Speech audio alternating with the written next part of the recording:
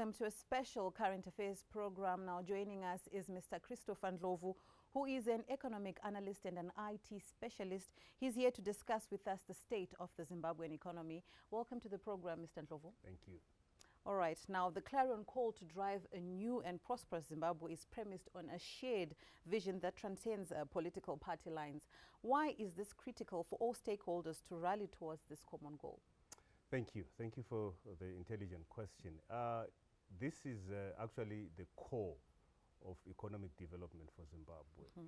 In order for Zimbabwe to succeed and proceed and achieve its economic goals, all stakeholders must be involved.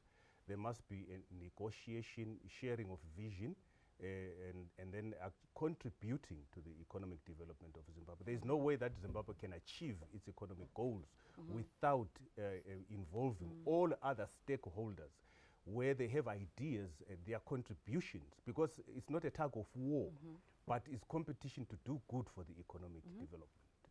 Now you spoke of negotiation. We know our president has opened dialogue lines, but then one political party is refusing to come to the dialogue table. How do we then progress and go forward in view of that fact? I think Zimbabwe should celebrate to have a president that is willing to negotiate. Looking at some political environments in Africa where certain presidents will not negotiate. But we have a president that is willing to talk to everybody, all stakeholders. And then at the end of the day, if other parties are not willing to join the negotiating table or to discuss for the economic development of the country, the question is, why are they refusing? Who are they working for? Who is talking through them? What is it that, what is their mission to contribute to the failure of the economic development of the country? It does not make sense at the end of the day.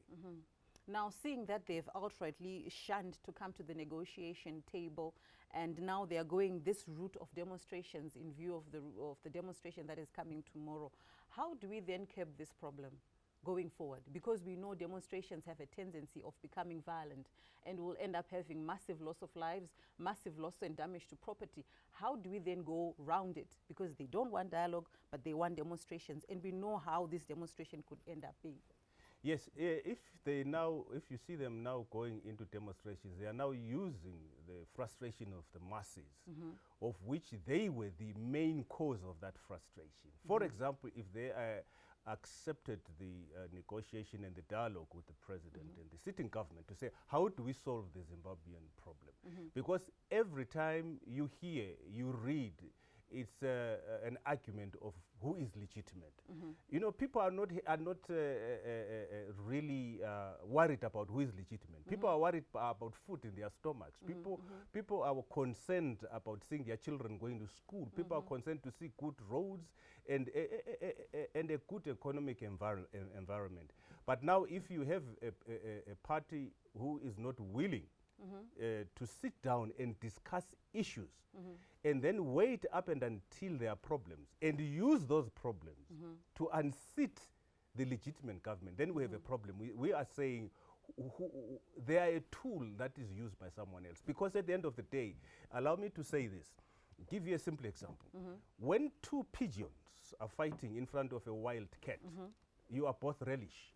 So at the end of the day, this refusal to negotiate with government is actually making us more vulnerable to people that will come and loot, people that will come and actually benefit from the confusion that is happening in Zimbabwe. In the process, when you are arguing and when you are fighting, and then when there are demonstrations, the security sector is outstretched. That is where our external enemies come and pounce on us. How much is smuggled outside the country when the police are running all over the show, how much damage is being done. So at the end of the day, one would intelligently analyze and come up with a conclusion that this is a tool that is just to destabilize the country. Now, you spoke on the issue of legitimacy as one of the concerns that the opposition party is raising to defend them not coming to the negotiating table. What can the government do to address some of these grievances which they are citing, which are prohibiting them from coming on and negotiating? You see, they are playing a very difficult card to the president because this is an elected government. Elected government, as it were, if they were genuine with their concerns, they would wait for the next general elections. and come up with their proposals, because at the end of the day, they actually maybe indirectly want to unseat the government. There is no way that that will happen, as we all know. It's another long process. So they want to frustrate the current system so that by the time we reach the second election, there is so much confusion in the country that it will be perceived as if the sitting government has failed. Whereas the sitting government, all what they have said is contributing to economic development. I've never heard anything that is against economic development. Now, violence is regarded as retrogressive to the economic development, and most protests have turned out violent. Now, we are joined by Leopold Chakanyuka, who's speaking from China. He is a political analyst, and he's here to share on what this could mean to our economy. Firstly, I would like to take you back to what happened in January of this year, when the very same people called for what they called peaceful demonstrations or peaceful protest. We all know the results, and the, the so-called peaceful protests were violent, destructive, and negatively impacted on our economy. And even up to today, right now, some businesses are still trying to come to terms with the losses which they incurred during the January protest. So the violence actually coming from the opposition leaders are highly retrogressive and takes us backward. They completely goes against what all the efforts that the government is trying to put in place in terms of moving forward our economy. I would also give you a few examples of where violence has taken people back to you know you talk of what happened in Libya. Libya used to be one of the promising African countries, and look at where Libya is today. Nobody would really want to go and make an investment in a violent, place.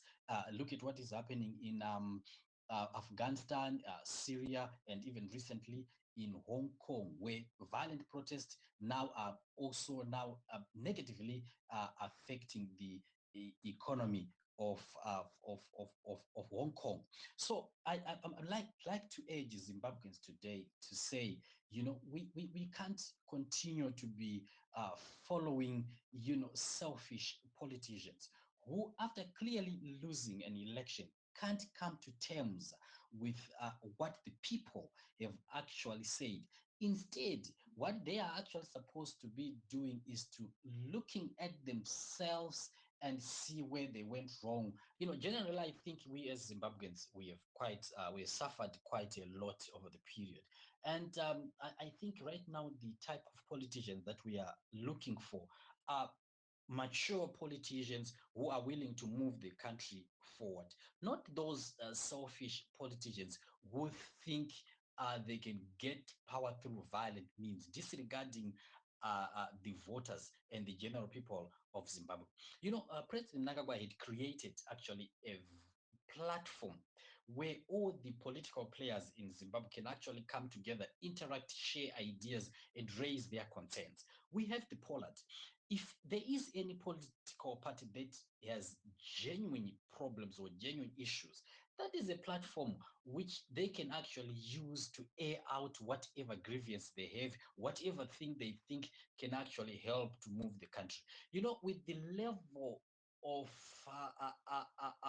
challenges that we have actually been facing over the years, I think right now we need everyone to come together and we try to pull in the same direction as a country, rather than one person thinking that the best way for me to get into power is to try and use violence and so forth. The violence does not, it will not in any way, help anyone to get into power. And especially what surprised me also is the fact that most of these opposition leaders, MDC guys, they pride themselves as Democrats, and but surprisingly, they're trying to force their way into power, disregarding the democratic right of the people of Zimbabwe to choose a leader or leadership they actually want in a country. So what I'm actually now encouraging the Zimbabweans is today that the Zimbabweans have spoken. in 2018 when they chose a leader. So let us not allow, these misguided elements in our society who just think they can do whatever they want by violence to continue leading us astray, or to continue negatively impacting on our economy, to continue chasing away investors, because this kind of behavior will actually result in quite a number of investors or possible investors not coming to Zimbabwe, because Zimbabwe will actually be regarded as a violent country and so forth. But rather, what we need to do now is to come together with the president and try to support all the initiatives that the government is currently doing in terms of trying to move the country forward. And that was the voice of Leopold Chakanyuka, all the way from China, speaking on the state of the Zimbabwean economy and strongly castigating violence in our society. Any comment, Mr. Ndlovu? Violence is not the way to go, because at the end of the day, you say to yourself, what is happening with maybe opposition politicians? Are their children on the streets? Are they their mothers on the streets? Are they themselves on the streets? They are capitalizing and taking advantage of the electorate so that they can most probably destabilize the economy further. At the end of the day, it's the very same people that are demonstrating that are going to suffer tomorrow. They've banned shops, they've banned garages, they've banned schools, or most probably hospitals. Who is affected? The very same politician who actually pushed them to the streets. Tomorrow morning he wakes up with an English breakfast and he's not even affected. And then they are now using that as a tool. I think most probably government has to take stern measures to curb those demonstrations before they even happen. I will catch you on that thought, Right. and we'll continue. We will definitely continue with that after this break. Do stay tuned, and we will be right back.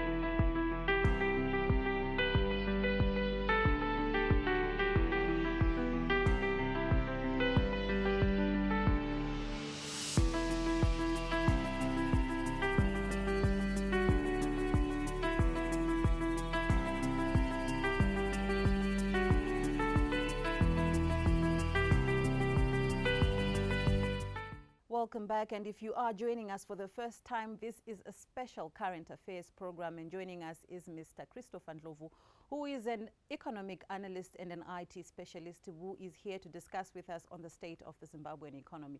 Welcome back, sir. Thank you. Now, your assessment on the progress being made so far by the Second Republic in bringing the economy onto the right path. Yes, I think government has done everything necessary to for the benefit of the development of the country in terms of engaging the international community and then attracting foreign direct investment.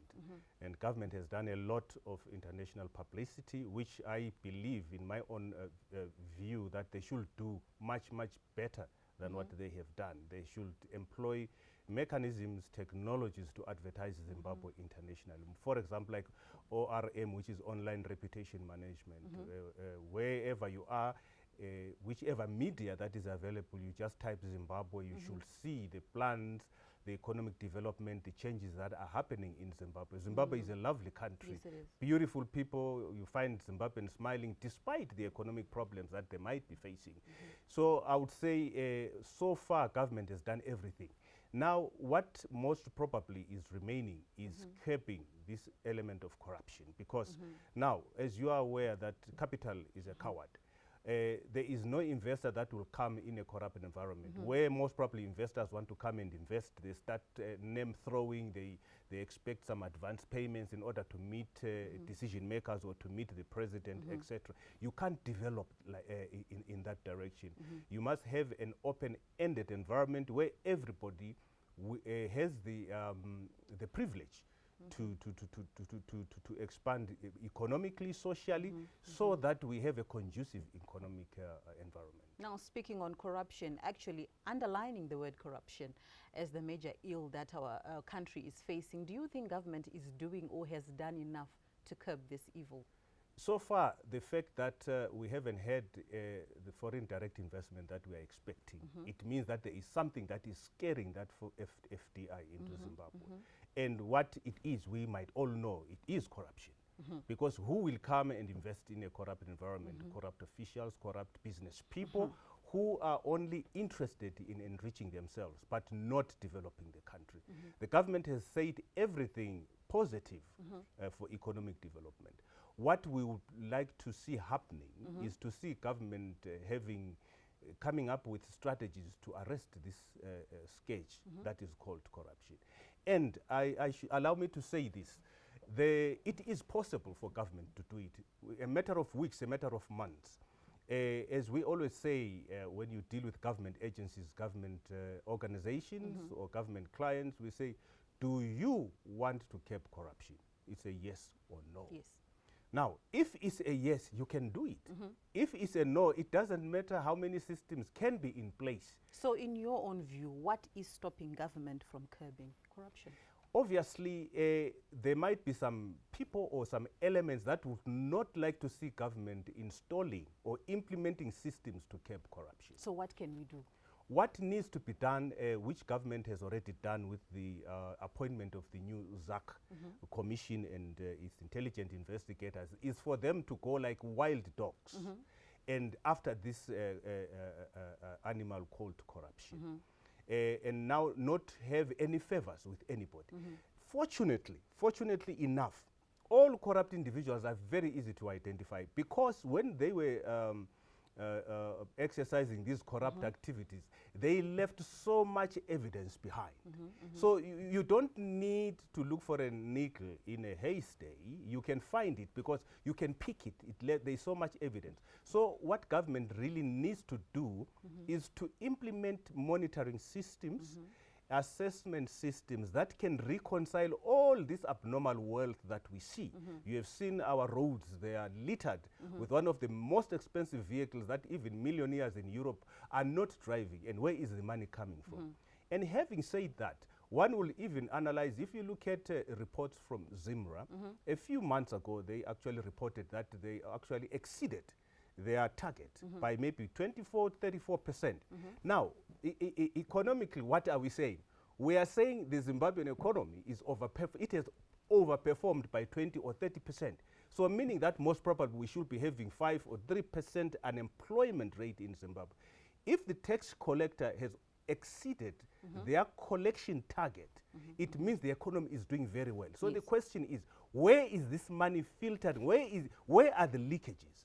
So government should be serious if they have to curb this economic challenge and say, what can we do? What can we put in place in order to curb this negative development? Because it is possible. Now, as I say, let's work from the right to the left. We are saying it is possible. Are you willing to do it? If you are willing, do it. And then if you do it, you come up with milestones and report back to the electorate that this is what we have covered, this is what we have recovered, this is what we have done, and this is the foreign direct investment that is coming in. And believe me, it doesn't take 6 decades. It's only 6 months. Zimbabwe will be the Switzerland of Africa. Now, speaking of just 6 months and Zimbabwe will be the Switzerland of Africa, ZAC was empowered, I think, probably last month, if my memory serves me correctly. But so far, there's only been one arrest. And you were saying that, unfortunately, criminals who are corrupt are very careless and they live around a thread, exposing them and linking them. But we've only had one arrest. Could you please comment on the effectiveness of ZAC? Yes, my analysis on that, one might view it, most probably they might be having challenges on the investigation systems. Because today, every corrupt person made a transaction somewhere. There was paperwork somewhere. Whether it's in Zimbabwe, whether it's outside Zimbabwe, whether it's internationally, there is property, there is a bank account, they've used pseudonyms.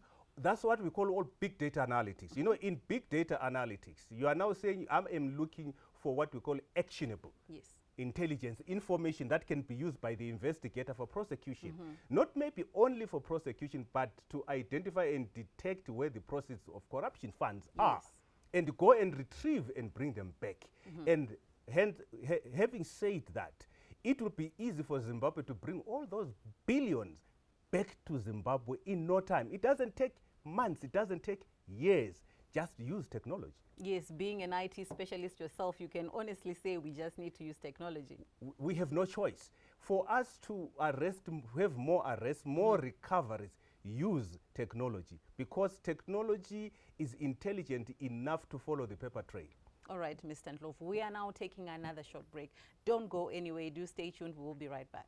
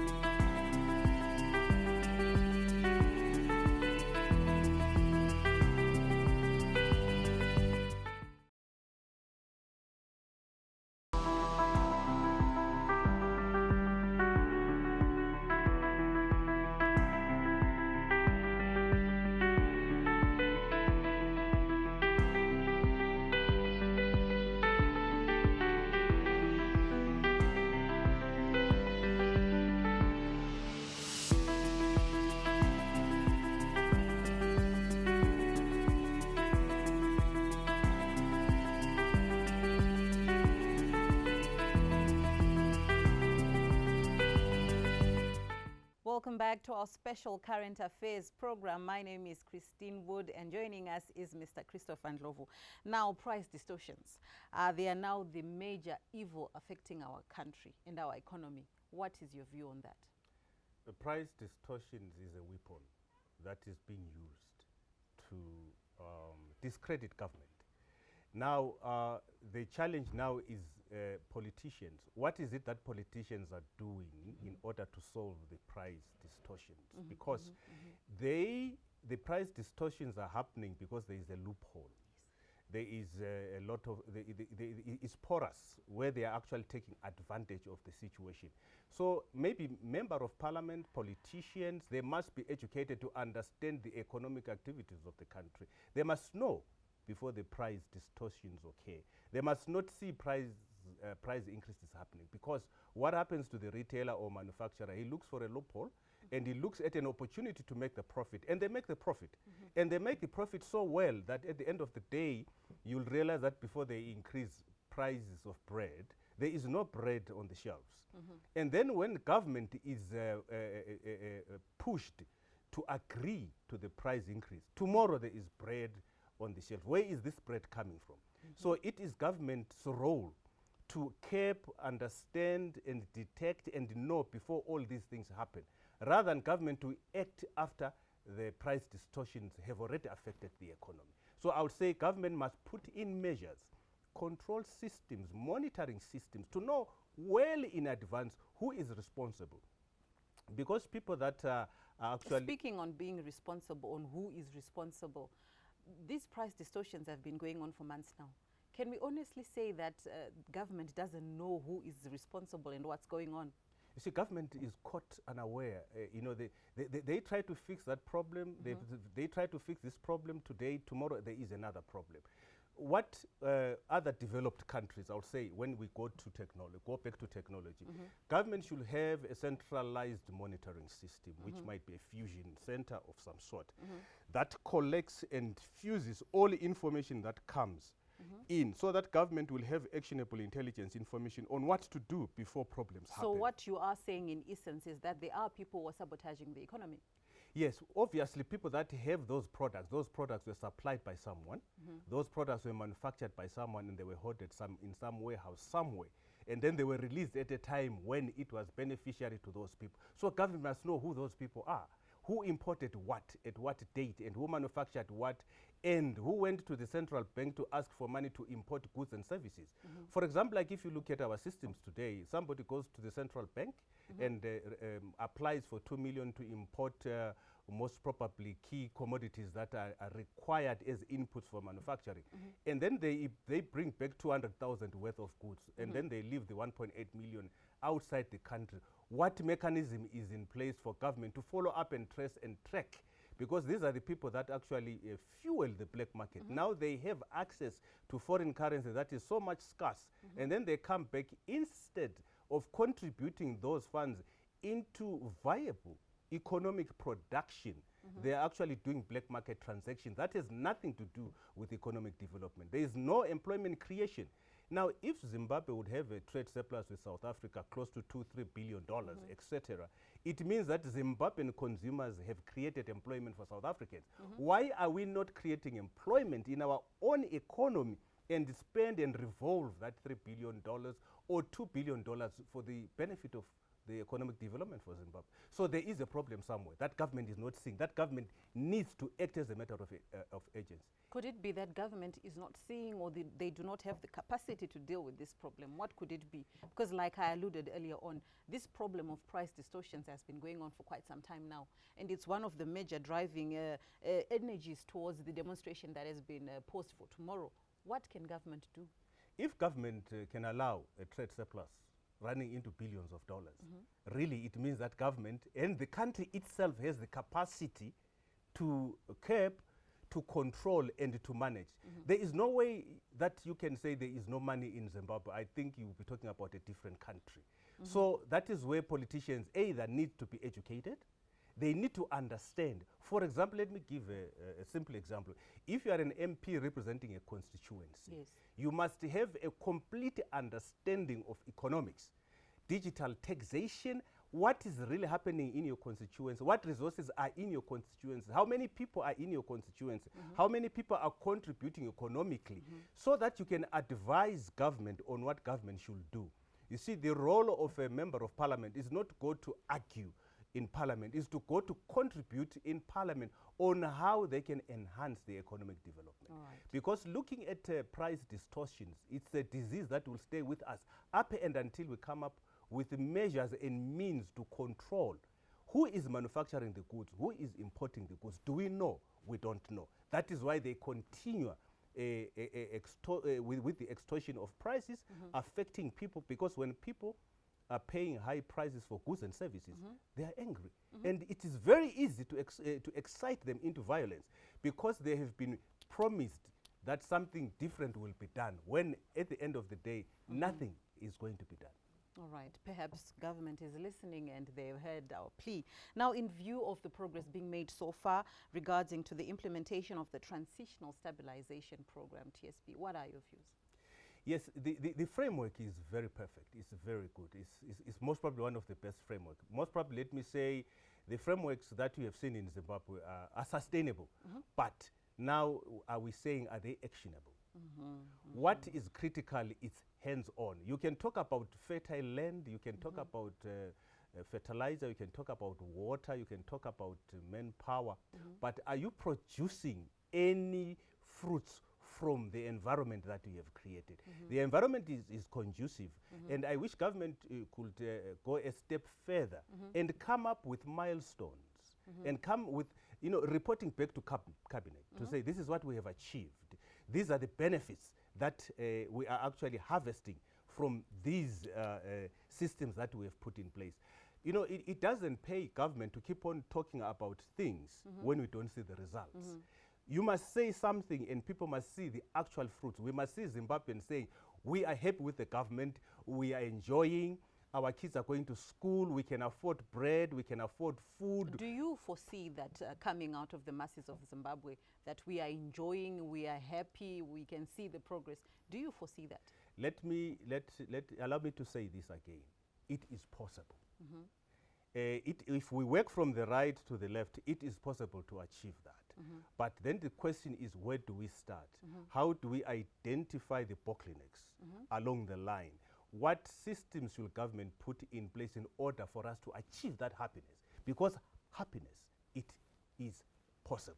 And it is the work of the politician. In fact, if politicians have not achieved to bring happiness to the people that elected them into power, then we have a wrong politician. Because a politician is somebody that is expected to deliver happiness to the electorate. I'm happy, as I have said, that the president has always sung a positive tune for economic development. Yes. And we have other people, directly or indirectly, that are making it a point that the president struggles to achieve, so that at the end of the day, he is perceived as someone who is just talking and not delivering. But yet, behind the scenes, there is so much desire to see these things put in place. I think government has to invest quite extensively into mechanisms and systems that should make them achieve. For example, let me put it in a simple manner. You cannot bring down a Mickey with a pellet gun. You have to actually mobilize the right weapon to attack the exact force that is coming towards you. So government must not solve a billion problem with a million solution. Government has been advised, there have been consultants coming in and out, etc. At the end of the day, we are saying, are these consultants genuine? Are these solutions working? But we continue to suffer in Zimbabwe. I think it is well for government to embrace advice from its own citizens. I cannot go to China, I cannot go to Israel, I cannot go to England and say, British government, I'm here to help solve your economic problems. They will look at me and laugh at me. But why do we embrace people that are not interested in us, but interested in looting our resources? Yes. Look at solutions that are homegrown. From an ICT perspective, there is nothing, let me say this again, there is absolutely nothing that any external person can come to Zimbabwe and say, I have a solution, an economic solution that I can help this government, that we as ICT experts cannot do. We attend the same conferences, we design same systems, we share the same information. What is it that they know that we don't know? I can have an argument and a debate with them. They cannot tell me anything that I don't know. All good things must come to an end. Now the Yes. program is zeroing in on ending. We want you to just give your last and final words to the nation of Zimbabwe before we end the program.